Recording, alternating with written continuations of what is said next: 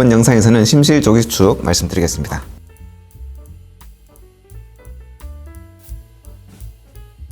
심전도는 심장의 전기를 그림으로 보여주는 그래프다. 작은 봉우리 앞뒤로 2개, 날카로운 큰 봉우리 1개. 그래서 이게 정상적인 심전도입니다. 빽빽을 해가지고 찍었잖아요. 들어오시기 전에 치기는 것처럼 이쪽으로 가면 시간이고 10초 동안 쭉 흘러가는 걸 찍는 거다 보시면 되고, 이게 정상적인 심전도다. 그럼 얘는 어때요? 이상한 게 중간에 있죠. 이상한 파형. 이것이 바로 심실조기수축이다. 심장이 동결절, 거기서 전기가 쭉 내려가야 되는데 거기 말고 딴 데서 전기가 계속 톡톡 튀어나오는 거죠. 심실이 먼저 뛴다. 심실조기수축. 그렇게 먼저 뛰면 어떻게 되느냐? 심장은 정상적으로 뛰는데 방해를 받는다. 아래 심전도를 보시면은 정상적인 맥박이 있는데 커다란 게 있으면서 쭉 쉬었다가 또 나오고, 정상적인 이제 심장의 수축을 방해하게 된다. 이게 그 혈압이에요. 정상적으로는 이게 전기 있고 나서 혈압 탁 만들어지고, 전기 있고 나서 혈압이 탁 만들어지는데 조기수축이 온다. 그러면 이제 이상하게 전기가 만들어지고 심장이 한번 멈추면 그 다음에 좀 쉽니다. 그러면 쭉 혈압이 떨어졌다가 피가 모이거든요. 피가 모이면 확 짜는 특징이 있습니다.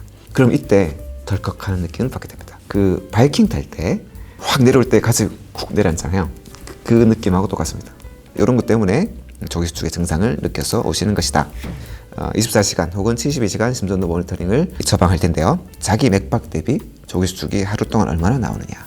조기 심실수축을 이제 지칭한 용어고 10%라고 되어 있죠. 하루에 심장이 한 10만 번쯤 뛰어요. 그 중에 조기수축이 몇 %냐. 일단 10% 이상 나온다 그러면 조금 안 좋다고 생각을 하고, 15% 이상이 되면 의학적으로 좀 의미가 있다고 생각합니다. 그럼 심실조기수축은 어떻게 치료하느냐. 첫 번째는 생명과 연관이 직접적으로는 없습니다. 그래서 일단 안심을 지켜드리는 게 저희가의 첫 번째 목표가 되겠고, 그러면 적극적인 치료가 필요한 경우는 어떤 경우냐. 심실조기수축이 연달아서 나오면 심장이 뛰다가 달달달달달달 빨리 뛰게 되면 혈압도 떨어지고 넘어져 다칠 수도 있죠. 그 다음에 하루 동안 자기 맥박수 비교해서 15% 이상 나오면서 증상도 심하고, 그래서 2달 동안 약물을 복용했음에도 여전히 심실조기수축이 15% 이상 지속되고 증상도 심한 경우에는 적극적인 치료를 해야 될 것이고, 초음파에서 심실수축 기능이 떨어지는 경우에는 약물을 복용해보고 호전이 없는 경우에는 부정맥 약물 그리고 전극도자설제술을 시행해 볼 수 있습니다. 15%가 안 되는 경우, 증상은 없다면 경과관찰만 하고, 15%가 안 되어도 증상이 심하다면 약물 치료를 해볼 수가 있습니다.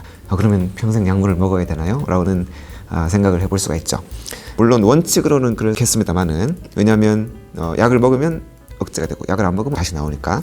시간 지나면 그냥 없어지는 분도 계시고요. 이제 약물 먹다가 뭐 줄여게 되는 경우도 있고, 그래서 아주 다양한 코스를 보이기 때문에 일단 검사를 하고 지켜보면 좋을 것 같습니다.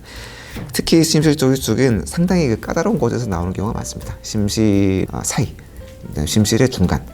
약물 치료를 해보고 호전이 없으면은 도자설제술을 해볼 수 있는데, 엑스레이를 보면은 제 심장에다가 이 전기줄이 달린 도자, 카테터를 넣는다고 했죠.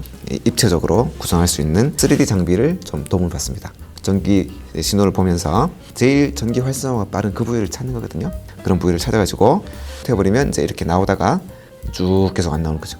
그래가지고 최종적으로는 이제 심실의 딱 중간 위쪽 이런 데서 잘 나옵니다. 그래가지고 이분은 이제 아주 심실조기수축으로 증상이 심해가지고 나올 때마다 막 힘 빠지고 어지럽고 그래가지고 생활이 안 되던 분인데, 다행히 시술이 잘 되는 부분이어가지고 보시면은 심실조기수축 0으로 지금까지 고혈압약만 드시고 아주 잘 살고 있습니다. 이렇게 잘 치료되는 분도 있고, 혹은 약물로 복용해가지고 안정적으로 지내시는 분도 있고, 지내면서 사라지는 분도 있고, 진단 받으신 거는 뭐 좋은 일은 아니지만 너무 낙심하지 마시고 치료를 유지하면서 경과를 보시면 좋을 것 같습니다.